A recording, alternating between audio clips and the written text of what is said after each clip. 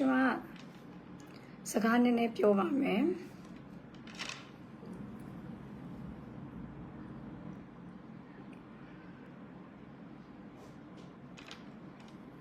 Thousand Daimare Ole Metichene Turi, Okone Bono, Chuma Piome Hali, or Tachamare personal case, Chuma account Pioni, Piete Dreta, or Tao Coke Salem Hobu, Subio, Trotano, Trotalu Yavare. Trotalu Yavare. Trojae. Genie Masoluli, Genie Masolo, Hongaroke Salem of Genie Masolo, Jamaga, a good live date, a could be to Luenia, a Janshi, Chimae, social media bomber. Deja is a galone, Deja is a Harry, Pionia, Peter Desan, Era, Jama, Mark Utah at the Bovena, as on Jama Luenia. Not Kua, Jama life mark, a good rage on a tree at Jamali. New experience was now. D experience go. That's how amuse the meeting. Jamate a trade of Mia and mute the meeting, but to Niquia and mute the media, her Miaishima. Tabi me Jamalu a trade of Mu, or daughter's a trade of gay solution. The Roni Nebelu shooting Kagoyam, Lesurario. Since Aluya, Jamaga Jamai experience to you, many appear. So, all Jama, a could be your mate, him. Pablo live got Taka Noya Lesora. Maybe they do Bajiga Kesai Shilova. Maybe they do Bajiga Kesai Shilova. Not Kua. My payment like that, Lucha like Baro, Colon Satan and Ebiona Jamati. A Lucha like Lucha, Nilani Gentalone, Alenga Nigentalone, Nizwe Hamuali. Nene Biambra San Edra. Jamama Kesai she did at Jama Luchalo Miabu, Kesai she did it, Paulo Bezalo Lumia, Kesai she needed it, Omatiaga Paulo Bezalo Gabi, Yatanam she be me, Tivama, Yatanari she needed at her. Jama the same in the door, Jinzo Mono. Tu Belohani Belu Sapia Biro, Dea Satwa Duadale, Soranele, Tassine Bono. Sora. Luani Belupia Biro, Dia Satra Dore Sora, Tassine Sora, Dina Pinte de Etini, Tassine Lupiorava. A Yeti at Chadom Hopu, or Tabime, Goa, Dilutra Doabi and not by Mamma. 2 years where though, Bajiga. 2 years where how Bajiga. T. Bajiga, Jamaru Piawe, Nasakonianima, Lume Bajiga, Conasan and Nachalo Jamati, Conasan and Nachalo Tiale. Jama Emarin with 2 years, Gangas a joy. Eddie Gangas a joe, Bajia Wemaloya Genema, Dema Jangliabi. Lingaga Jangliabi. The girl thank on the Senate tomorrow young in a paper. Sorry, in a big weapon. Lingaga Jangliabi. It all. The get answer where Tons that I see much of my life in the Arama Bureau, where Lopia Dovene, where the Piala Bureau, Eddie Bajigario, Baji Bonsai, Atare Baji Bonsayani Bureau, to be a Udare Lule my Bureau. Atare Baji Bonsayale, Atayani Baji Buelo La Tare, Bajigario. Tabime, Basana, Nito what in Hatawadi, Bariman, the was quite a case I draw some land showed. Eddie low, on a low. Bajiba, let you know, sing your labia, so be Bajiga, I'm Tago, Jamaya, sing your Jana Sang, Jante, Wari, Eddie Mama, Sawana, Jamamati, and which you are it, that Biami Lake Ballet, and Rubian Biroshena. Rob Georgiana Jamane, the Amaji, Gary, ha. Gangas edge or she biro. Jamaro makes with pencil and machine, near Lutukuma. Tutua Jenny. Jamatine maybe Sajalo Shimetine. Dijay Mama to the Satayanima de Atwabio, Jamane, video gorio, phone contact and Yanship, 2 Hobama. A Gobala Babel the Nia teacher of a Biogolo to Bure. Ribama Jenny, come and the meow. Jamal to pony lambo. Coco Dale ye no, Coco Dale ye no. Dale ye and also to pony lambo. A two Piagalabo, Jamania. Con Jazim Jazin, Yaswavia, the him at the Majamality, Talado. Ero Jama Yasirema, a 10 of one, Jama Yedran me the laudo. Gadi maybe Conasela, Chasanga Conasela, she made you say, or Jamaga. Baji bounce I would Domiro, but my Yama Domiro, Conasana Galo, Biolo, Jama Conasana Galo, Patare, do. သူတို့ကိုကျမကဘောက်ချထုတ်ခိုင်းပြီဘောက်ချထုတ်ခိုင်းတော့ဒီမှာဘောက်ချထွက်လာပြီဒီမှာဘောက်ချထွက်လာပြီနော်အဲ့ဒီဘောက်ချအရာစုစုပေါင်း56ကား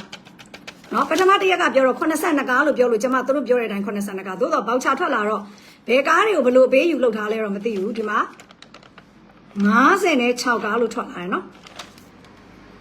အဲ့ဒါတခုဟုတ်ပြီအဲ့တော့82ကားခေါ်56ကားဒီဘာဆိုင်ဝနာနောက်ကိုပါသွားပြီပေါ့ကျမတို့သိတဲ့လောက်ကတော့ဗောနော်ကျမသိတဲ့လောက်ကျမတို့မဟုတ်ဘူးကျမသိတဲ့လောက်ကပါသွားပြီဆိုတာကိုလေကျမက28ရက်နေ့မှာကိုဘဒေးကိုလာတယ်ဝုံတိုင်းကျဲတဲ့တောင်းချမ်းတယ်ပြီးတော့ပြန်သွားတယ်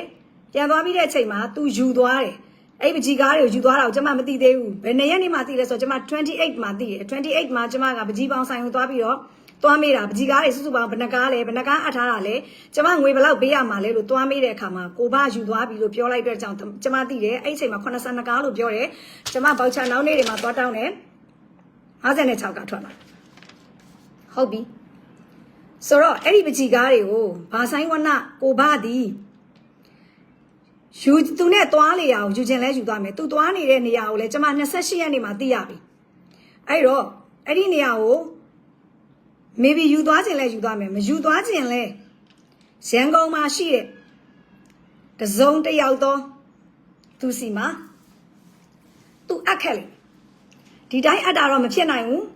ငွေကြေးအပေးယူနဲ့လောက်သလားဘာလားတော့ကျမလည်းမသိဘူးအပ်ခြင်းလဲအပ်ခဲ့မှာဒါကျမမမြင်ရတဲ့အပိုင်းတွေပေါ့နော် anyway ဘယ်လိုပဲဖြစ်ဖြစ်ဒါကိုသူယူရဲဆိုတော့ကျမထပ်ပြီး remark လုပ်တယ်အဲ့ဒီတော့ပြောချင်တဲ့စကားသည်အဲ့တခုပေါ့နော်နောက်တစ်ခုကျမတို့ရဲ့မိတ်ဆွေနှစ်ဦးရှိတယ်တဦးကညောင်ဥက္ကလာတဦးကပန်းဆိုးထဲမှာအဲ့ဒီနှစ်ဦးစီမှာညောင်ဥက္ကလာမှာပကြီးကားစုစုပေါင်းကျမပကြီးကားတွေကျမရေးတဲ့ပကြီးကားတွေအပေါင်းဝင်ပကြီးကားစုစုပေါင်း85ကားပြန်မြောက်ဝင်းကျင်ရှိမယ်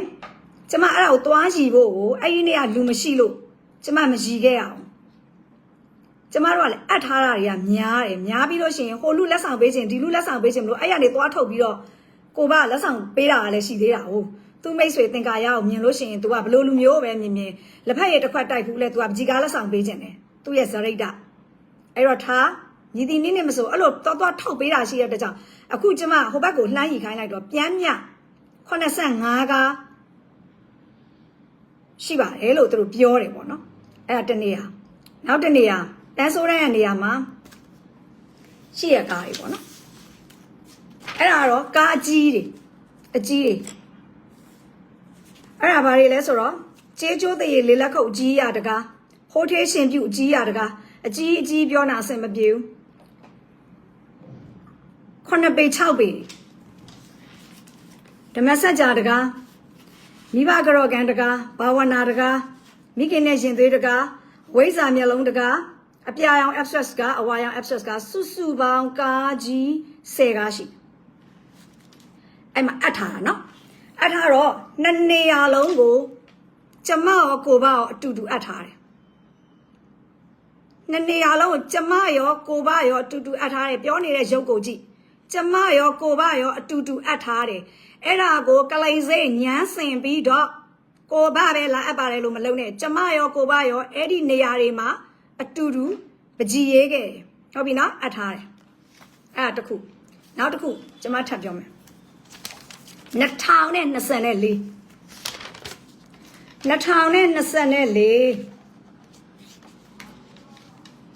17ရက်8လတော့က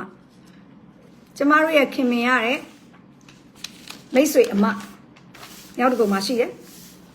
သူစီကိုကျမတို့ကသူအလုံးလုံးပါစေခြင်းအလို့ငါအဲ့ဒီအမအစင်ပြေပါစေခြင်းအလို့ငါကိုဘကနေပကြီးကားစုစုပေါင်း20နဲ့တကားကိုထုတ်ပေးခဲ့20တကားကိုရောင်းစားပါဆိုပြီးထုတ်ပေးခဲ့ပြီးတော့သူ့ကို 40% ပေးစားပြီးတော့ကိုဘ 60% ပဲယူပါမယ်ဆိုပြီးတော့ကျမတို့ထုတ်ပေးခဲ့တဲ့အချိန်မှာ အဲ့ဒီအမကအစင်မပြေတဲ့အတွက်တော်တော့ကိုအစင်မပြေတဲ့အတွက်ကျမတို့ရစရာရှိတဲ့ 60% တိန်ရနဲ့ချီကိုကျမတို့တွေကျမကိုတနေ့9000သွင်းတာနှုံနဲ့ပဲကျမတို့လက်ခံခဲ့တယ်ဟုတ်ပြီနော်အဲ့ဒီတော့အဲ့ဒီပကြီးကားတွေကျမတို့သွားပေးခဲ့တုန်းကကျမကကိုဘောက်ပြောတယ်ပကြီးကားကိုလက်လွတ်စပယ်မလုပ်သင့်ဘူးကျမရှင်းနေခေါ်သွားမယ်ရှင်းနေခေါ်ပြီးသည့်တခိုက်မှာဒီကားတွေကတော့ကျမတို့အပ်ထားပါတယ်ရောင်းဖို့အတွက်ကိုသူ့ကိုပေးထားတယ်ဒါကိုဘယ်နေ့ပဲရက်မှာသူ့ရဲ့ပြောကြားချက်အတိုင်းပဲပေါ့နော်ဟိုဒီလက်ခံတဲ့အမရဲ့ပြောကြားတယ်ဘယ်နေ့ပဲရက်မှာတော့ညီမလေးရေဘယ်နေ့ပဲရက်မှာတော့ဘယ်လောက်ပေးပါမယ်ဘယ်နေ့ပဲရက်မှာတော့ဘယ်လောက်ပေးပါမယ်အဲ့ဒါတွေအကုန်လုံးကိုကျမကတက်သေးတာရကယူဖို့ပြောတော့ဘာဆိုင်ဝနာကဘာပြောလဲဆိုတော့ငါ artist အဲ့ဒီလိုစာချုပ်တွေချုပ်တာငါမကြိုက်ဘူးတဲ့အမြငါ့ကိုဘာကိစ္စဟိုက်ကုတ်ရုံမှာတရားဝင်လက်မှတ်ထိုးပြီးယူခဲ့လည်းမသိဘူးကြောက်လို့နဲ့တူတယ်ဟာနော်အဲ့တော့စာချုပ်တွေချုပ်တာငါမကြိုက်ဘူးဆိုတော့ငါမှကျမမှကြည်နေတဲ့သူတွေပေါ်ကိုရိုင်းနေထင်မှာဆိုလို့ကျမမှဒီလိုလက်ရေးမှုနဲ့စာရေးပြီးတော့အဲ့မဲ့ပေးသူနေရာမှာဒီမှာမြင်လားပစမ်းကြော်လက်မှတ်ဒီမှာယူသူနေရာမှာယူရသူရဲ့လက်မှတ်ထိုးခဲ့အဲ့ဒီတော့ဒီနေ့ဒီအချိန်မှာအဲ့ဒီပတ်စံကလည်းတနေ့9000ကိုမနှဲရအောင်တောင်းရတယ်9000ရဖို့9000ကိုတစ်ပတ်ကို3သိန်းခွဲရဖို့အရေးကိုကျမ2သိန်းပို့လောက်ဖုန်းဆက်ရတယ်တော်တော်ဖုန်းဆက်ယူရတယ်ရတဲ့ခါလဲရဖို့မရတဲ့ခါလဲမရဖို့ထားပါတော့ဒါကတစ်ဖက်ရဲ့ပြဿနာအခုပြဿနာကဘာဆိုင်ဝနာနဲ့ပတ်သက်တဲ့ပြဿနာကိုကျမပြောချင်တာအဲ့ဒီတော့ကိုဘဒီခုနပြောတော့ပကြီးက80နဲ့2ကားခေါ်ပကြီးက56ကားအောင်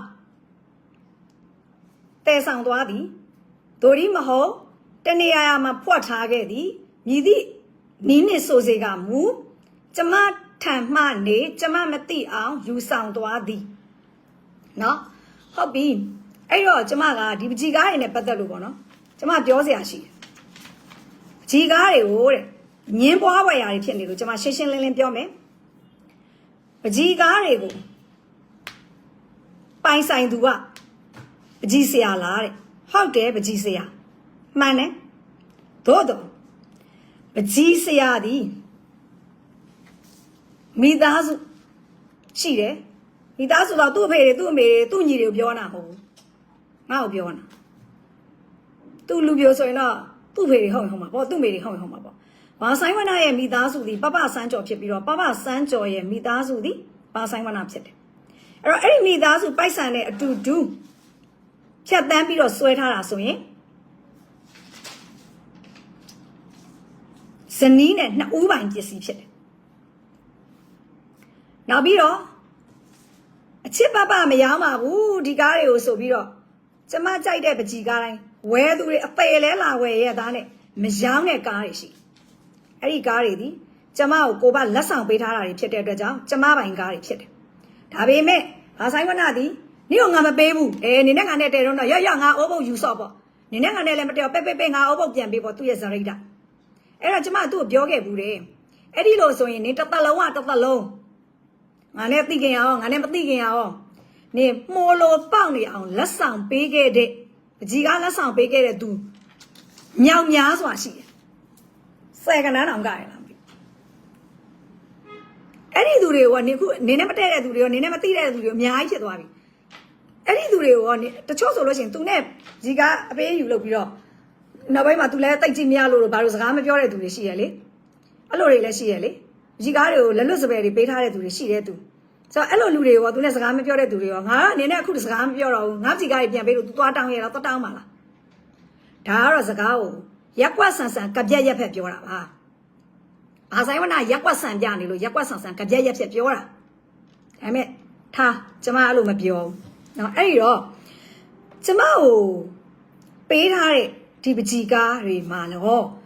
နှစ်ဦးကျမနဲ့လက်ထပ်ပြီးတော့မှရေးထားတဲ့ပကြီးကားတွေရောဒီယောက်ျားနဲ့မိန်းမလင်မယားဇုံတွဲပိုင်ဇနီးမယားဇုံတွဲပိုင်ပစ္စည်းတွေဖြစ်ပြီးတော့ copyright ဒီကိုဘာစီမှာပဲရှိတယ်အဲ copyright နဲ့ပိုင်ဆိုင်တာကိုနားမလဲပဲနဲ့ဘာဆိုင်ဝနာရဲ့တငယ်ချင်းတွေထဲမှာလည်းပါတယ်ငါ့ကိုလာပြီးတော့ဘာဆိုင်ဝနာတိမ်မမူပိုင်ခွင့်ကိုရမှာပေါ့လို့နင်တို့ရှာမရှိနဲ့ဘာဆိုင်ဝနာချိန်တိုင်းမူပိုင်ခွင့်ငါ့ကိုပေးလဲရတယ်နင်ကဘလို့ဖြစ်လို့ဘာဖြစ်လို့ငါနဲ့ဘာဆိုင်ဝနာနဲ့ကြိုက်ပြီးယူထားတဲ့ကိစ္စမှာပြောမယ်နော်ကျွန်မနည်းနည်းကြားဖြတ်ပြီးတော့ကိုကကိုရတဲ့မာကြီးနဲ့လိုက်ပြေးသွားလို့ကျမနောက်ကနေပြီးတော့ဒီပကြီးကားတွေနဲ့ပတ်သက်ပြီးတော့သူရှောက်ရောင်းစားနေလို့ကျမတော့ဘဘစံကြောမသိရှိပဲမလုပ်ရဆိုတဲ့စာထုတ်ထားတာကိုအထက်တက်လဲလဲပြောပြီးအဲ့ဒီစာကိုကိုကအကြိမ်တစ်သိန်းလက်ဖတ်ပြီးသွားပြီအကြိမ်တစ်သိန်းဖတ်ပြီးပေမဲ့ तू ကအဲ့ကိုဦးငေါ့ပြီးတော့ပြန်လာအချစ်ရဲ့ကိုနောက်တာမျိုးမလုပ်ပါဘူးကိုအမားတွေတောင်းပန်ပါတယ်ဆိုကတော့ပြီးပြန်လာလို့ပြီးတော့ तू အကြီးကျယ်နေမကောင်းဖြစ်နေတယ်ပါဇက်ကချောင်းဆိုရင်အဲ့ဒီအချိန်တော့ကိုရတဲ့မိုင်းနဲ့လိုက်ပြီးတော့အဲ့ကိုပြန်လာတော့ကတလားလောက်ရှိမယ် तू လိုက်သွားတာပါဇက်ကနေသွေးတွေအန်လာလို့ပါလည်းမရိုက်ဘူးပပဆန်းကြောင့်ငေါက်လည်းမငေါက်ဘူးအမှုလည်းမဖွင့်ဘူးစေးတန်းကူပြီးတော့ပြန်ကယ်ထားတာအဲ့ဒီတော့ဘာဆိုင်ဝနာကိုယ်တိုင်ကျင်းနဲ့နေတဲ့ဒီရှင်းနေတဲ့ရေးထားတဲ့စာကိုတော်မီရှိုမီဘာဆိုင်ဝနာရဲ့မိဘတွေဘာဆိုင်ဝနာရဲ့တချို့သောမိတ်ဆွေတွေအားလုံးလို့မဆိုလို့တချို့သောမိတ်ဆွေတွေကမခံနဲ့ပြန်လို့အောင်မသွေးထိုးပြီးတော့ဟိုကောင်ကငကိုတွေကမှအုံနောက်တပလဲရိုက်နေတဲ့အကောင်ဆိုတော့ဟုတ်ပြီဆိုပြီးတော့ तू ကပါမဲငါ့ကိုဇောင်းဇောင်းထဟုတ်ပြတယ်အဲ့တော့အဲ့ဒါလေးနဲ့ပတ်သက်လို့ရှင်းအောင်ပြောနေတာအဲ့တော့ copyright ဒီပကြီးဆရာစီမှာပဲရှိတယ်မှန်တယ်အဲ့ဒီပကြီးဆရာကငါ့ကိုပေးရင်ငါစီမှာအဲ့ copyright ရှိတယ်အဲ့တော့လက်တလုံးမှာနားလည်ထားဖို့က copyright ဒီဘာဆိုင်ဝနာမှာရှိပြီးတော့ရေးထားသမျှပကြီးကားတွေအားလုံးဒီလင်မယားနှစ်ဦးပိုင်ဖြစ်တယ်ကိုပါဆိုင်တူတဲ့ပိုင်တာတို့ယူတူတူပေါ်တော်တွေရှောက်ပြောနေတဲ့သူတွေရှိလို့နားလဲအောင်လို့ထပ်ပြောတာအဲ့ဒီတော့ဒါကဥပဒေအမြင်နဲ့ခုနပြောသလိုပဲဒီမိသားစုပိုင်ငွေတွေတဲကနေပြီးတော့တုံးဆွဲထားတဲ့ဒီပကြီးကားတွေဖြစ်တဲ့အတွက်ကြောင့်ဥပဒေအမြင်နဲ့ဇနီးဘက်မှာရှိတဲ့အခွင့်အရေးတွေကိုမသိသူတွေသိအောင်လို့ပြောပြတာနောက်ပြီးတော့အတူရှာတဲ့ဝင်ငွေပေါ့နော်စုဆောင်းထားတဲ့ငွေအိမ်အတွင်းမှာအသုံးစရိတ်ငွေတွေနဲ့ဒီငွေတွေကိုသုံးပြီးတော့ဖန်တီးထားတဲ့ပကြီးကားမှန်သမျှသည်မိသားစုပိုင်ပစ္စည်း material properties တွေလို့ခေါ်တယ်နော်အဲ့တော့လင်ကနေဆွဲလို့လင်ပိုင်မဖြစ်ဘူးမှန်တော့မှငါဆွဲထားတဲ့ကညာငါလည်းကားတွေရေးထားတာမနေဘူးဒါတော့အလုပ်လုံးဝမအားလို့အဲ့ဒါတွေကလေဒီအိမ်မှာမဟုတ်ဘူးဘာဆိုင်ဝနာနဲ့ရတဲ့အချိန်မှာရေးထားတဲ့ကားတွေဖြစ်တဲ့တကြောင်ဘလို့နည်းနဲ့မဆိုငါတို့နှစ်ဦးပိုင်တာလင်းဖြစ်တယ်နှစ်ဦးပိုင်တာလင်းဖြစ်တယ်နော်အဲ့တော့လင်ကဆွဲလို့လင်ပိုင်မဖြစ်ဘူးဆိုတာကိုလင်ရဆွဲလို့လင်ပိုင်ဖြစ်ပါတယ်လို့တအားကိုစွန့်ညင်းနေတဲ့သူတွေသိစေခြင်းလို့ငါပြောတယ်နောက်တစ်ခုကအကြီးတွေရေးဖို့အတွက်ပေါ့ငါတို့တွေဒီငါပြောပြီးပြီညီမအတန်ဝင်းထဲမှာနေကြတဲ့ဟိုကကိုရထားတဲ့လာစာနဲ့ပကြီးစေးကင်းပတ်တွေကိုစဝဲပြီးတော့ငါတို့ဘဝကို live ကိုထူထောင်ခဲ့အဲ့တော့တောက်လျှောက်အဲ့လိုပဲငါတို့သုံးမဲ့အသုံးစရိတ်ထဲကနေပြီးတော့ပကြီးဆွဲဖို့အတွက်ရက်ဖြင်စားတွေဝယ်မယ်ဆေးတွေဝယ်မယ်အများကြီးဝယ်ရတယ်အဲ့ဒါတွေကငါတို့ကခုခေတ်ဆိုပိုတော်ဆိုသေးတယ်350မရှိဘဲနဲ့ရက်ဖြင်စားလည်းဝယ်လို့မရအောင်ဆေးဘူးတွေလည်းဝယ်လို့မရအောင်နော်အများကြီးကိုဝယ်ရတယ်ဘာဆိုင်ဝနာဆေးတစ်ခါကလော်လို့ရှင်ဒီမှာစုတ်တန်အကြီးနဲ့ဘိုးကဆိုဒီလိုကလော်တာဒီလိုလေးလောက်နာမဟုတ်ဘူးဒီလိုကြီးနိုင်တာအများကြီးငါတို့ပတ်စံနေရင်ထားတယ်ငါတို့အသုံးစရိတ်တွေတဲ့အဲ့တော့ပကြီးစရာဒါတစ်ချက်ဒီအချက်ကနံပါတ်1အချက်နံပါတ်2အချက်ကပကြီးစရာစတိုင်လေးနဲ့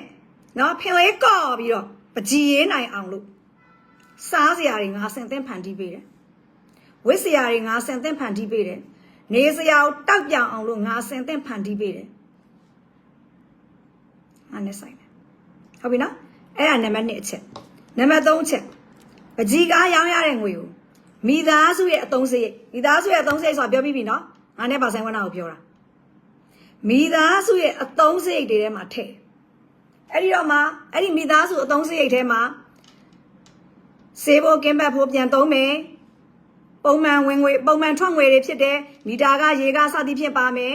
ပုံမှန်ထွက်ငွေတွေဖြစ်တဲ့သူမိဘကိုကြောတာပါမယ်ပုံမှန်ထွက်ငွေတွေဖြစ်တဲ့သူသားကိုပေးကမ်းတာပါမယ်အားလုံးအကျုံးဝင်မယ်ငါတို့နှစ်ယောက်ရဲ့ life ငါတို့နှစ်ယောက်ရဲ့မိသားစုမှာအဲ့ဒီငွေတွေအကုန်လုံးဒီမိသားစုအသုံးစရိတ်တွေဖြစ်တယ်အဲ့ဒီလိုထည့်သုံးထားတယ်ဆိုတော့အဲ့ဒီတတိယအချက်နဲ့ခုနပြောတဲ့စုစုပေါင်း3ချက်သည်ဒီငါဆိုတဲ့ဘာဆိုင်ဝနရဲ့တရားဝင်ဇနီးမယားကိုမိသားစုပိုင်ရှင်အဖြစ်ဒီပစ္စည်းတွေရဲ့ပိုင်ရှင်အဖြစ်တတ်မှတ်လို့ရတယ်ဆိုတာကိုလူလိုနားမလဲတဲ့သူတွေကိုသိစေချင်လို့ပြောတာဖြစ်တယ်ဟုတ်ပြီအဲ့တော့ခုနပြောမယ်ခုနတော့ကတနေ့ကို9000ရတဲ့ကိစ္စကိုပြောမယ်ဘာဖြစ်လို့ဒါတွေကိုထည့်ပြောနေရလဲဆိုတော့အဲ့တော့ဘာဆိုင်ဝနသည်ပကြီးကား80နဲ့ကားခေါ်56ကားကိုယူသွားပြီးသည့်တကာလမှာငိမ့်မနေဘူးဟဲ့ဟိုဘက်ကနေအဲ့ဒီတနေ့ပိုက်ဆံ9000ကိုနော်ပိုက်ဆံ9000ကိုငါဒီမှာအော်တိုအင်မြူတွေဖြစ်နေလို့ငါဆေးကူဖို့သူမစင်းစားဘူးပပဆန်းကျော်ဘလို့ရက်တိမလဲမစင်းစားဘူးဘလို့ဘာနေဘလို့ဒီကောင်ချက်ချင်းမရိုင်းသွားရတယ်မသိဘူးဘလို့စောက်ပဲ့သွားရတယ်မသိဘူးအဲ့ဒါဒီဥပဒေကြောင်းအရာကြီးလေးသောရက်ဆက်မှုနဲ့စွဲလို့ရမျိုးသမီးတယောက်ကိုယူပြီးတော့သူ့အမေကိုသူ့ဖေအဲ့လိုလုပ်ကြည့်ပါလားသူတို့လက်သီးတိုင်အောင်လိုက်ထိုးမဲ့ပုံရှိတယ်ဘလို့ဇရိုက်တွေတော့အဲ့ဒီတော့အဲ့ဒီတနေ့9000ကိုဟိုဘက်ကိုလှမ်းပြီးစမှန်လှမ်းခုတ်တယ်ငါပြောပြီးပြီလက်မှတ်ထိုးသူသည်ပေးထားတာငါပေးထားတာငါနာမည်ပပဆန်းကျော်ဆိုတဲ့နာမည်နဲ့လက်မှတ်ထိုးထားလို့ပေးတဲ့သူသည်လည်းငါ့ကိုပဲပေးရမယ်မကျေနပ်ရင်ဘာဆိုင်ဝနာကြိုက်တဲ့နေရာနေတရားဆွဲငါပြောတာယောက်ျားလေးတယောက်ရဲ့ဒီလောက်ကြီးတောင်မှယူပြီးတော့ပြောပြအောင်မယ်ဘာဆိုင်ဝနာက Facebook page မှာငါတော့ तू block ထားတယ်အရာရာ block ထားတော့ तू ငါမမြင်ရဘူးလို့ तू မမြင်ရအောင် block ထားတယ်ဒါပေမဲ့ तू ဒီ Facebook page မှာမိုးကုတ်တက်လက်ပါချုပ်တက်လက်တွေနဲ့ဝိပဿနာတက်လက်တွေနဲ့တင်ပြီးတော့เนาะမလေဝိပဿနာအားထုတ်တဲ့အကိုကြီးပေါ့ဟဲ့အဲ့လိုတွေတင်နေပြီးတော့ तू ကသွားကြည့် TikTok မှာဘာဆိုင်မလားဆိုတဲ့အကောင့်နာမည်နဲ့အမလေးအသက်အရွယ်ကိုလည်းမထောက်ညာမိမိချစ်လွန်းလို့ကြိုက်လွန်းလို့ယူပရစေကိုလှုပ်ကြွေးပါမယ်ဆိုပြီးတော့လက်ထပ်ထားတဲ့ဇနီးမယားကိုဒီလိုအချိုးမျိုးချိုးတဲ့ဟာကို guilty မဖြစ်ဘူး guilty မဖြစ်ဘဲနဲ့ဒီမှာစလိုက်ကိုဒီလိုညက်အမလေးဒီလိုတွေမော်တော်ဆိုင်ကယ်ဒီလိုမောင်းတာတွေမလေးဒီလိုတွေလွင့်ပြီးတော့ဒီလိုတွေဖြစ်တာတွေအိမ်တရေမရှိသိက်ခါမရှိအသက်အရွယ်နဲ့မှဉာဏ်ပညာနဲ့မှမလိုက်ဝက်တွေကွယ်နာ Facebook မှာလည်းသူ့ဘာသူ single လို့ပြောင်းလိုက်သေးတယ်ကြာပြီအဲ့ဒါ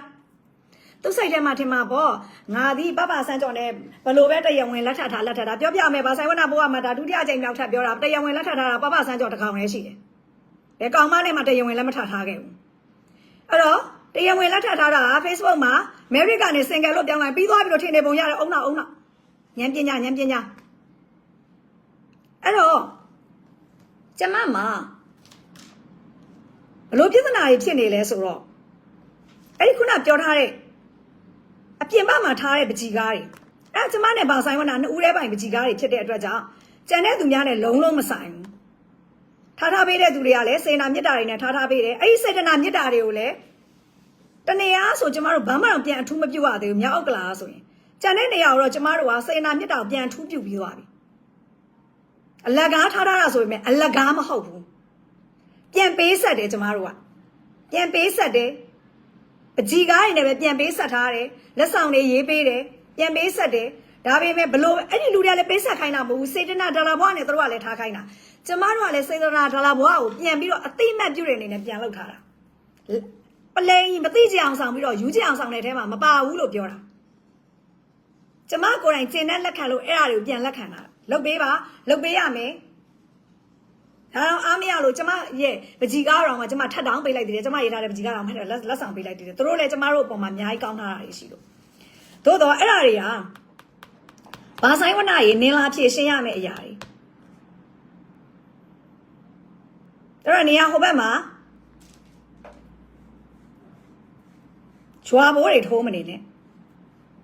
အိန္ဒြေရှိရှိတိတ်ခါရှိရှိယောက်ျားပီပီသားသားဒီဘက်ကိုလာပြီးဖြေရှင်းလို့ပြောချင်တာဖြစ်တယ်ပြီးတော့တရားဝင်လက်မှတ်လာထိုးရမယ်ငါနဲ့လာကွာရမယ်ကြောင်တောင်မလုံနဲ့ဘာဖြစ်နေဟိုဘက်မှာဝေးလေးလေးနဲ့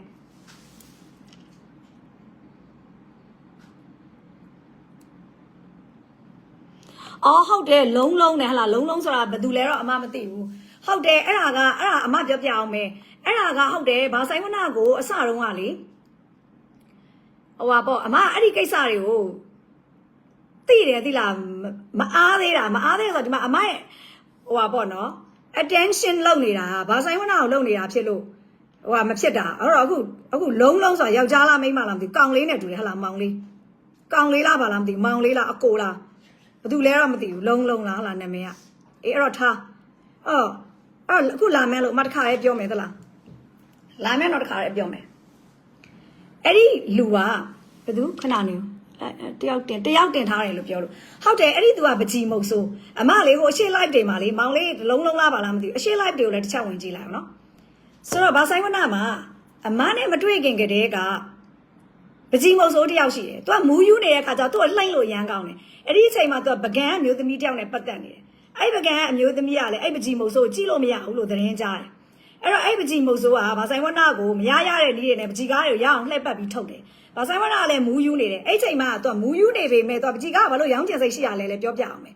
ရာသက်ပံပတ်စံလိုအပ်နေတဲ့ဘာဆိုင်ဝနာဘက်ကဆိုတော့အမေတွေဖေတွေပေါ့လေအဓိကတော့အဖေမဟုတ်ပါအမေပေါ့အဲ့ဒီလိုတွေဖြစ်နေတယ်တောင်းနေတဲ့သူကလည်းဟိုတားကလည်းတကြီးတောင်းနေအမလည်းကြားဘူးတယ်မြင်လဲမြင်ဘူးတယ်အဲ့တော့အဲ့တုန်းကတော့သူတို့အဲ့လိုတောင်းနေလို့ ਨੇ တူပါတယ်ပုံစံကြည့်ရတာတော့ဘာဆိုင်ဝနာဒီပကြီးကားတွေမြင်ရောင်းဖို့ပဲစိတ်အားထက်တန်နေတယ်အဲ့ဒီအချိန်မှာခုနပြောတဲ့ပကြီးမုတ်ဆိုတာအရန်ကြိုက်တယ်အဲ့ဒီအချိန်တွေကိုအရန်ကြိုက်တော့ဘာဆိုင်ဝနာကိုအဲ့ဘာဆိုင်ပြောလို့ကျမသိတာသူအတင်းလာမိတ်ဆက်ပြီးတော့ဘာဆိုင်ကအဲ့လူကိုမသိဘူးဘာဆိုင်ဝနာကသူအတင်းလာမိတ်ဆက်ပြီးတော့ဘာဆိုင်ဝနာနောက်ကိုအတင်းလိုက်တာကျမနဲ့သိတဲ့အချိန်မှာဘာဆိုင်ဝနာနဲ့အဲ့လူနဲ့သိပြီးနေပြီအဲ့မှာကျမနဲ့သိတဲ့အချိန်မှာကျမကဒီပကြီးကားနဲ့ပတ်သက်လို့ဗျံပရာလုံးဝမလုံနိုင်ဖို့အတွက်ကိုကျမက control လုပ်နိုင်ကြတော့အဲ့ဒီလူကကျမကိုအယမ်းမုန်းနေတယ်လုံးဝကြည့်လို့မရတော့အခုဖြစ်သွားတဲ့အစင်အဆက်တည်လဲအဲ့လူနဲ့ဆိုင်တယ်သူက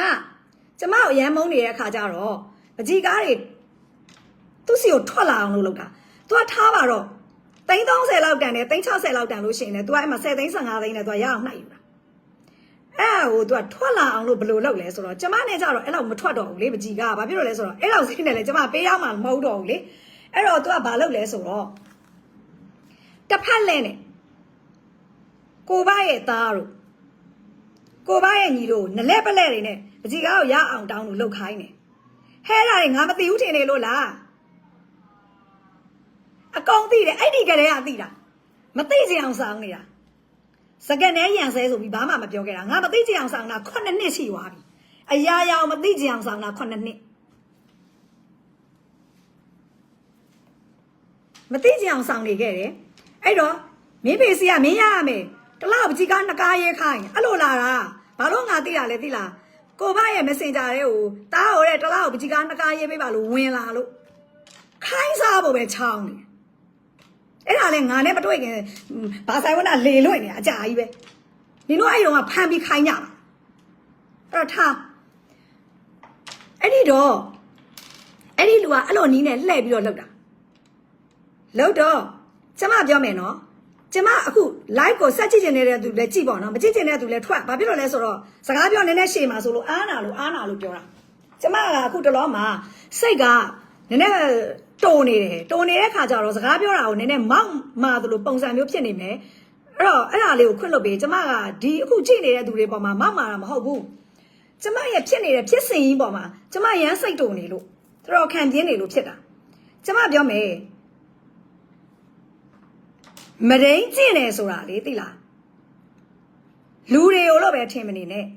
ဘာဆိုင်ဝနာအမှုပညာမရင်းကျင့်ခံရတဲ့အကြောင်းကျမပြောအောင်မယ်ကျမတို့ညရကုံမှာလွန်ခဲ့တဲ့3နှစ်ကသူ့ရဲ့ပကြီးပြပွဲလုပ်တယ်3နှစ်မကဘူး sorry 4နှစ်ကျော်5နှစ်လောက်ရှိမယ်နဲ့တူတယ်နော်သူ့ပကြီးပြပွဲလေအကြီးကျယ်လုပ်တယ်အားလုံးလည်းသိတယ်အဲ့တော့အဲ့ပကြီးပြပွဲမှာကျမတို့ပကြီးကားအချက်ပေါင်း100ကျော်ပြခဲ့ပြတော့ အဲ့ဒီမှာကျမတို့ကမေမျိုးမှာပဲနေတာ哦မေမျိုးမှာပဲနေတော့ကျမတို့ကအဲ့ဒီရန်ကုန်မှာကျမတို့ကအဲ့ဒီမြောက်တကုံထဲမှာပဲကျမတို့ဟိုတယ်ငှားနေတာအဲ့ဒီမှာဘာဆိုင်ဝနာ performance လုပ်မယ်ဆိုတော့ကျမနဲ့ညီမလေးတယောက်နေကသူ့ performance အတွက်ကိုနှင်းစီပန်းနေသွားဝင်နေတဲ့အချိန်မှာအဲ့ဒီပွဲကိုဥဆောင်ပြီးတော့လုပ်ပေးတာလေအဲ့ဒီပကြီးမုတ်ဆိုးကပဲလုပ်ပေးတာနော်အဲ့ဒီလူကဘာဆိုင်ဝနာကိုကျမမရှိတဲ့အချိန်မှာအရက်တွေတိုက်တယ်အဲ့တော့ပြောမယ်ဘာဆိုင်ဝနာသူ့ပါစက်နဲ့သူတောက်တာလေလို့ပြောမယ်ဟုတ်တယ်သူ့ပါစက်နဲ့သူတောက်တာလေမှန်တယ်ဒါပေမဲ့တားရမယ်လေတားလို့မရဘူးဆိုရင်လေအဲ့နာမှာအတိုင်းထားလိုက်မထားဘူးဆိုစိတ်ယုံတင်ပေးလိုက်မတင်ဘူးဆိုအဲ့နာမှာပြစ်ထားလိုက်မပြစ်ထားဘူးမူးအောင်တိုက်ပြီးတော့ပယ်ထုတ်သွားတယ်ခေါ်ထုတ်သွားတယ်ဘယ်ကိုခေါ်ထုတ်သွားလဲကျမမသိဘူးကျမလှမ်းမိတယ်ဖုန်းဆက်ပြီးတော့ဘယ်မှာလဲကျမအမျိုးသားကိုဘဘယ်မှာလဲ17နာရီထိုးနေပြီညပြန်မလာသေးလို့ဆိုအာခမရတဲ့ညယောက်ျားတယ်ဒီမှာဘလို့တွေနှောက်ရှက်နေတယ်ဘလို့မကောင်းအောင်ပြောလိုက်သေးတယ်သူတို့ကပြီးတော့မှဗာပြောလဲဆိုတော့အဲ့ဒီ gallery မှာတဲ့ gallery ရဲ့အကျမ်းမြင်မှာတဲ့အရန်အားနာဖို့ကောင်းတယ်တဲ့ဆေးတွေကိုပေပွားနေတာပဲလောက်သွားခမရတို့ရော်ချေးပေးရလိမ့်မယ်အားကြတယ်ဟာလို့ဆိုပြီးတော့အဲ့ဒီကြည်ပွဲမလို့ဖြတ်မယ်ပြန်မယ်လို့မေမျိုးလို့ဘာဆိုင်ကိုလဲစိတ်ယုံတင်တယ်မတင်ရဲနဲ့ဖမ်းမယ်ရက်တွေကိုနာလာဂီရီစင်ကိုရက်မျိုးမျိုးတွေတိုက်ပြီးတော့မလဲမရိုင်းလာအောင်ချက်ချင်းကိုရဲနဲ့ဖမ်းမယ်တွေလုပ်ကုန်အောင်နော်မတင်ရင်လဲမဟုတ်ရင်လဲစိတ်ယုံတင်မယ်တင်တယ်အဲ့ဒီပကြီးမုတ်ဆိုးကပဲတီထွင်းတာအဲ့တော့ကျမကလည်းဟေးဟုတ်ပြီဒီလိုဆိုလို့ရှိရင်တော့ပကြီးပွဲကိုဖျက်မယ်ဆိုတော့ပကြီးပွဲကိုလုံးဝဖျက်မခံဘူးအမလေးရွရွချွန်ချွန်ကာကွယ်တာပကြီးပွဲကိုဖျက်မခံဘူးအဲ့ဒီလူကအဲ့ဒါနဲ့ကျမနောက်ဆုံးဘာလုပ်ပေးရလိုက်ရလဲဆိုတော့ဆေးရုံတင်ပေးလိုက်ရတယ်ကိုပေါ့ private ဆေးရုံရွှေပတောက်ဆိုတဲ့ဆေးရုံမှာတင်ပေးလိုက်ရတယ်အဲ့ဒီကဆရာဝန်ကြီးတွေစီမှာတော့မှနောက်ပိုင်းမှာကျမတို့က art therapy တွေကိုဘသွားလောက်ရသေးတယ်အဲ့မှာအဲ့တော့ဆရာဝန်ကြီးတွေကလည်းကိုဘစီမှာတော့မှအကြီးကိုသေးသေးချာချာတင်လိုက်သေးတယ်အပြောချင်တာကအဲ့ဒီတညမှာသူပြောရနော်ခမားယောက်ျားကျန်းကင်းတွေကိုပိတ်အောင်လုပ်သွားလို့ရော်ကျဲတောင်ပေးရအောင်မယ်ဆိုပဲအမလေးကျမအဲ့မှာလောကနဲ့ကားလေးတကားတော့အားနာပြီးတော့ဟုတ်မှတ်လို့အဲ့ဒီ gallery ကအမျိုးသမီးကိုတော့ကျမအဲ့အမအောင်တော့အော်ကြိုက်တယ်လို့သူပြောနေလို့ရောအမလက်ဆောင်ယူလိုက်အရန်ကြိုက်ရင်ဆိုပြီးတော့သုံးပေပတ်လည်းကားယူပေးလိုက်တာကျမပေးလိုက်တာဘာဆိုင်ဝနာပေးတာမဟုတ်ငါပေးတာနော်အဲ့ဒီအချိန်မှာဒီကိစ္စဒီလိုပဲပြီးသွားပြီဆိုတော့နှစ်တော်ကြာသွားအဲ့ဒါနဲ့ကိုသေးမှာပွဲလုပ်တယ်ကိုပါပွဲလုပ်တော့ကျမတို့စီကိုကောက်လိုက်တဲ့အကိုတယောက်ကနေပကြီးကားကို lock လိုက်တော့မပရေးကျွန်တော်ကတော့ဒီလိုပါပဲအဲ့ဒီလူရောင်းထားတဲ့ video clip နဲ့ရောင်းထားတဲ့ video ကိုပါရဲ့ကားတကားကိုလည်းဝယ်ထားတယ်တဲ့ဆိုတော့ကျမကြောင်သွားကိုလို့နေ video clip နဲ့ရောင်းထားလားလို့ဆိုတော့ဟေးတဲ့ရောင်းလည်းမထားဘူးရိုက်လည်းမထားဘူးတဲ့အဲ့ဒီပကြီးပြပွဲမှာတော့ကနေရေးတယ်လို့ပြောတယ်ဆိုတော့မဟုတ်ဘူးတဲ့ तू မှတ်မိတယ်တဲ့မရေးဘူးတဲ့ तू ကအဲ့ဒါနဲ့အဲ့ဒီအကိုကျမတို့အဲ့ဒါလေးကြည့်ခွင့်ရှိမလားလို့တောင်းကြည့်တော့ဟာအဲ့မှာပွဲရလှပြီဘာလောက်ထားလဲဆိုတော့ဘာဆိုင်ဝနာမူးနေပြီလေသူတို့အရက်မျိုးတွေအမူးတိုက်လို့သာဟာလောက်ထားပြီလေသူတို့ကမူးနေပြီမူးနေလဲမူးနေတော့တကိုယ်လုံးကိုချွတ်လိုက်ပြီဟိုကောင်ကဘာဆိုင်ဝနာအဲ့ဒီတကိုယ်လုံးကိုချွတ်ပြီးတော့ကင်းဘက်ကြီးကိုကျမ်းမြင်မှာဘန်းဆိုပြီးပစ်ချလိုက်တယ်ပစ်ချလိုက်ပြီးတော့အဲ့ကင်းဘက်ရဲ့အလဲတက်တဲ့မှာဖင်တက်ထိုင်မှာဘေးမှာဆေးဘူးတွေအကုန်လုံးချထားတယ်အဲ့ဆေးဘူးတို့လက်ကြီးတွေနဲ့ဒီလိုကလော်ပြီးတော့ပကြီးကောက်ဒီလိုကုတ်တာလှဲတော့သလိုသိလားအလဲမှာလူကထိုင်ပြီးတော့လှဲတော့သလိုလေဒီလိုကုတ်တာအေးအဲ့ဒီကားကိုဗီဒီယိုဝိုင်းရိုက်ကြတယ်အဲ့ဒါဘာဆိုင်ဝနာအဲ့ဒါကိုမြင်သိတိုင်အောင်တော့ तू လုံးဝမသိဘူးတဲ့အဲ့ဒါကို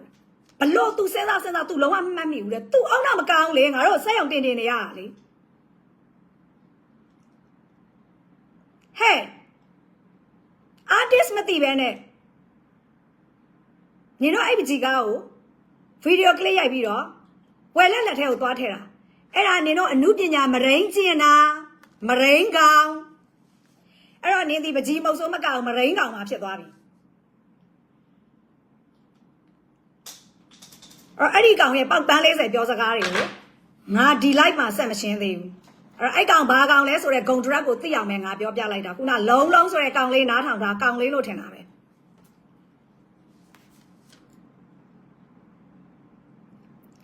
ဘာဖြစ်လို့ကြံတဲ့ကိစ္စကိုဆက်မပြောသေးတာလဲဆိုတော့ငါအတန်းရှင်းထားနေတာအဲ့ကိစ္စမဟုတ်ဘူး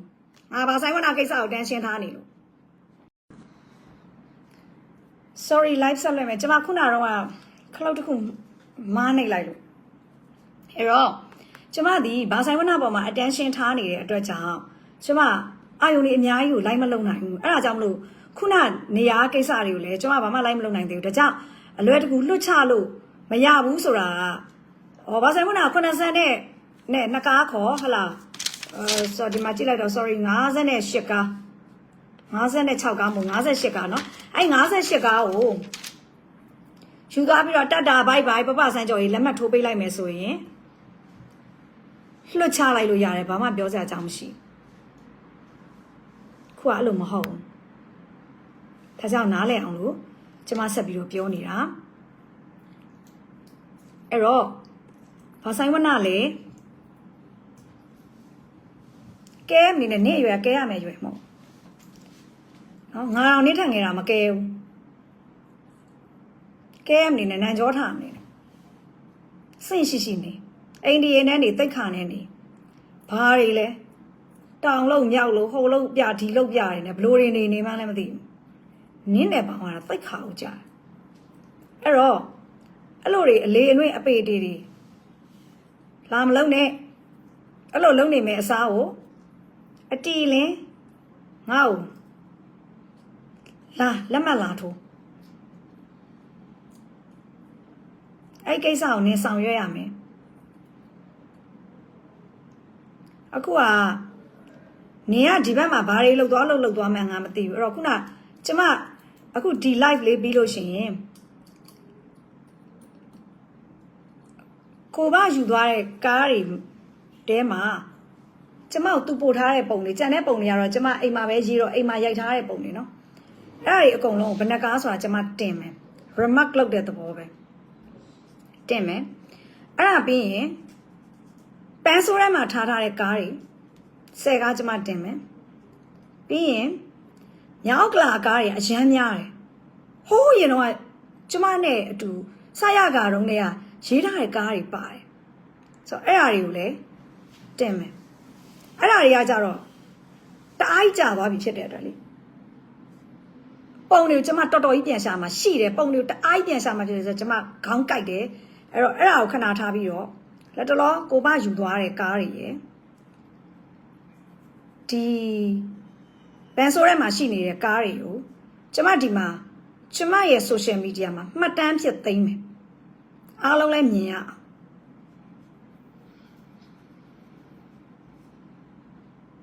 ပြီးရင်ပုံနေတင်မယ်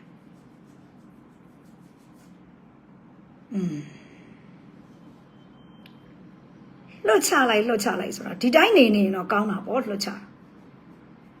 ခုတော့မှဟိုနာကနေရမယ်ပိုက်ဆံ9000ကိုစမှန်လှမ်းခုန်နေတော့ဘလို့ဟာလည်းမသိဘူးလူရိုးလူဖြောင်းထင်လို့ဘာမှအောင်မသိဘူးဆိုတော့အဲ့ဒါလေးကိုလှမ်းပြောတာကျမအဲ့ဒါကို remark လုပ်မယ်နော်အဲ့ဒါကိုဘယ်နှကားလဲကျမမှတ်မိသလောက်ကားတွေဟိုမှာတော့10ကားလဲဆိုတော့အဲ့ဒါမှတ်မိလွယ်အဲ့ဒါကြီးကျမပြီးရင်တင်မယ်ဘာဆိုင်ယူသွားတဲ့ကားတွေကတော့ကျမမျက်စိကွယ်ရမှာရေးတဲ့ကားတွေပါနေတာဖြစ်တဲ့အတွက်သူပို့သလောက်ပဲဟုတ်ချင်လဲဟုတ်မယ်ဟိုကျမမမြင်ရတာကြီးလဲပါမှာပေါ့လေအဲ့ဒါတော့မမြင်ရတာတော့ကျမမသိဘူးပေါ့အော်နောက်သူဒီကြားထဲမှာကျမမသိဘဲနဲ့ဒီကားတကားရောင်းလိုက်သေးတာရှိတယ်သိတယ်အဲ့ဒါကိုလဲတော်နော်မျိုးကောင်းမနေနိုင်ဘူး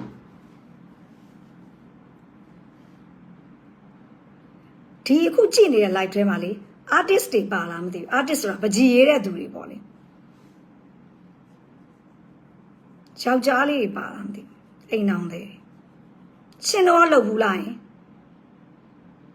ကိုရေးတဲ့ပကြီးကကိုမိမမသိအောင်ပြန်ခိုးတဲ့အလုပ်လုပ်ဘူးလားငါလည်းဒါမျိုးတွေခါမှငါဘဝမှာမကြားဘူးငါဒီဘာဆိုင်ဝနနဲ့မှငါကြားဘူးတော့တယ်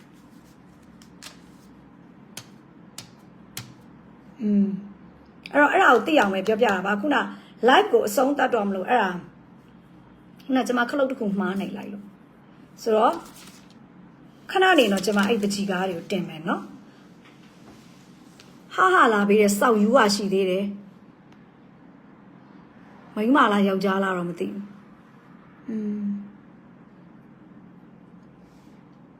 ငါပြောတယ်မှာဘာကြီးစရာပါနေလဲဟမ်ဘသူလဲငါမသိလိုက်အောင်သူလဲငါဟာလာပေးတာပြန်ပေးသားဟာနေဘာကောင်လဲဘာကောင်မှလည်းမြင်အောင်ပြန်ပေးသားဟာ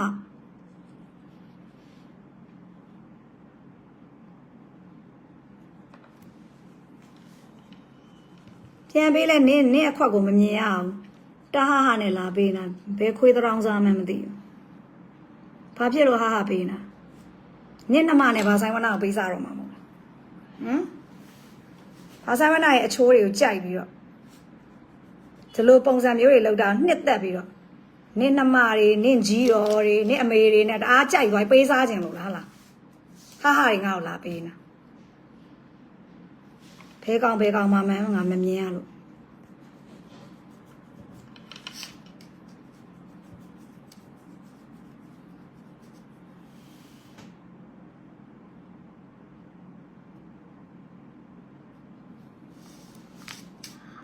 အော်ခုနလုံးဆိုတဲ့ခွေးမျိုးပဲဟောဖို့မအောင်ယောက်ျားလေးနေရခုနတော့က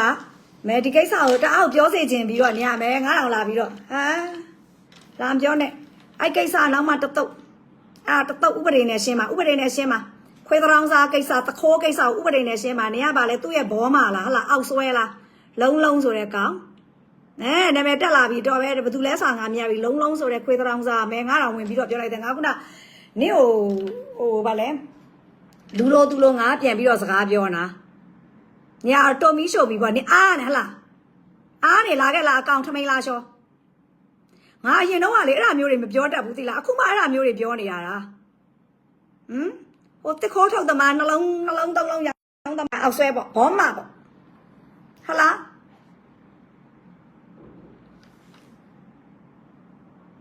sorry ညီမလေးကိုပြောတာမဟုတ်ဘူးဒီမှာတကောင်ဟာပေါင်းတသိန်းနဲ့တက်လာတဲ့ကောင်ပြောတာအမအော်နဲ့လုံးဆိုတာညီမလေးကိုပြောတာမဟုတ်ဘူးအမကသိတယ်အမပြောတာရဲချင်လို့ရတာကိုလည်းသိတယ်သူကဟာတခုတည်းမဟုတ်ဘူးညီမလေးစုရေအဲ့မှာ12ခုလောက်တန်းစီပြီးတက်လာနေထပ်ပြောစမ်းဘယ်သူမှမသိလို့ထပ်တော့လဲမဲသူဟာတွေတက်လာခုနကတော့အမဲသူက comment လာမဲ့နေတာမဲဘာဆိုင်ဒီလိုရေးတယ်ပေါ့အမဲဒါကိုလာပြောတာသေအောင်မယ်အဲ့ကိစ္စဥပဒေနဲ့ရှင်းပါအဲ့ဒါ live လွှင့်ပြီးရှင်းမှာမဟုတ်ဘူးမအားသေးဘူးငါမအားသေးဘူးအဲ့တော့ခွဲတောင်စားတဲ့နေရာမှာပြန်နေလိုက်ပြီးမှရှင်းမယ်ငါမအားသေးဘူးမဲဒီဘက်ကိုလာပြီးတော့တုံမီးရှုံမီပေါ့ဝင်လာပြီးတော့ခြောင်ဝင်ပြောအောင်မှာပေါ့ဘာဆိုင်ဝနာနဲ့ငါနဲ့ပြဿနာဖြစ်တာကိုကောင်လဲစောင့်လဲခွေးချောင်းနွားချောင်းချောင်းတာအဲ့ဒီချိန်မှာမစီမဆိုင်နေနဲ့လာပြီးတော့အဲ့ကိစ္စကိုမရှင်းသေးဘူးလို့ငါပြောတယ်ငါရှင်းဝက်ကွဲသွားလိမ့်မယ်ငါရှင်းဝက်ကွဲမှာအချောင်းအဲ့ကောင်ကလည်းလိုက်ကြည့်နေတာငါ့ကို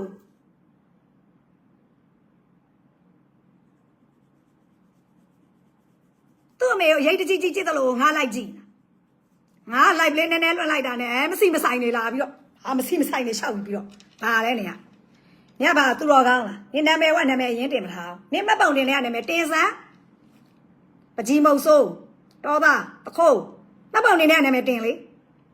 ဟာလို့ဆိုမြင်လားမပုံတင်တဲ့နာမည်တင်ထားတာပပဆန်းကြောပဲအဲ့ဒါခုနလုံးဆိုတာလူနာမည်လည်းမဟုတ်ဘူးဘောလုံးလို့ပါလို့နဲ့အမေနေရဘယ်ကောင်လဲခွေးတောင်စားသရောင်းစားဘယ်ကောင်လဲလို့အဲ့လုံးဆိုတဲ့သရောင်းစားဘယ်ကောင်လဲနင်းနာမည်ကလင်းငယ်တွေပါနေနဲ့ကျန်ခွေးသရောင်းစားတွေဘာမြောက်ကလားပကြီးပြပွဲမှာအမလင်းငယ်ဟိုတဲ့ဘာဆိုင်ဝနာကိုပေါ်တင်မိတ်ဆက်ပေးတာလင်းငယ်ဟိုတဲ့လုံးဆိုတဲ့ကောင်သရောင်းစားနေကဘာတွေလာပြောတာငါ့ကိုဒီတော့ရိုင်းပါလားဘာတွေလာပြောနေရလဲငါ့ကိုအဲ့တော့လုံးနေရတဲ့နေဆောက်ခွက်နဲ့တင်ပြီးနေရောလည်းတရားဆွဲမယ်နေရောလည်းတရားဆွဲမယ်နာမည်ကလူနာမည်မဟုတ်ဘူးဘောလုံးနာမည်နဲ့ဘသူလဲနာမည်တွေဘသူလဲပြောစမ်းဘာဆိုင်ဝနာကဘာတွေပေးတာလဲပြောစမ်း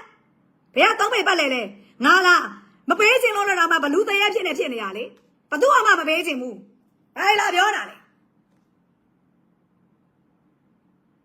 ဘယ်ကခွေးသခိုးတွေလဲနင်းကခုနဘောမပကြီးမုတ်ဆိုးကိုဘပကြီးကိုအမျိုးမျိုးလဲပြားယူနေတဲ့အကောင်ကသာမန်းပိတ်ပြီးတော့ရေးချင်ရေးနေတာနေစမ်းမအောင်နင်းရှင်းပြအောင်နင်ကဘယ်ကခွေးသရောင်းစားမို့လဲနင်ကဘာကောင်မို့လဲနင်းစောက်ခွက်နဲ့အဲ့လုံးလုံးဆိုတဲ့ကောင်နင်းရောခဏကြာရင်ငါဖုန်းခေါ်မယ်ဗီဒီယိုကောခေါ်မှာနော်ကင်တော့ကင်မကင်နေတဲ့ကနေတွေ့မယ်ကင်တော့ကင်နင်းစောက်ခွက်ကောင်ငါကြည့်အောင်ပါကတော့ပါရဲ့ကျန်တဲ့လူကြီးလူကောင်းတွေကျမအကောင့်ထဲမှာလူကြီးလူကောင်းတွေရဒါဘယ်ကအောက်တန်းစားလဲမသိဘူးလုံးလုံးစားငါ friend ထဲမှာလည်းမရှိတော့ဘူးဟမ်ဟက်ကအောက်တန်းစားနင်ကပြီးရင်ငါဗီဒီယိုကောခေါ်မယ်မကင်ရင်တွဲပြီနော်အကောင်မကင်နေတဲ့ကနေတွဲပြီဘာလာရှောက်ငါလိုလူအများဘာဆိုင်လာပြောတာလဲခွဲစကားနွားစကားငါ့ကိုလာပြောနေတရောင်းစားခဏလေးကျမအဲ့ကောင်ခုဖုန်းခေါ်လိုက်မှာမကျမလိုက်ရက်လိုက်အောင်မယ်ကောခေါ်အောင်မှာမလို့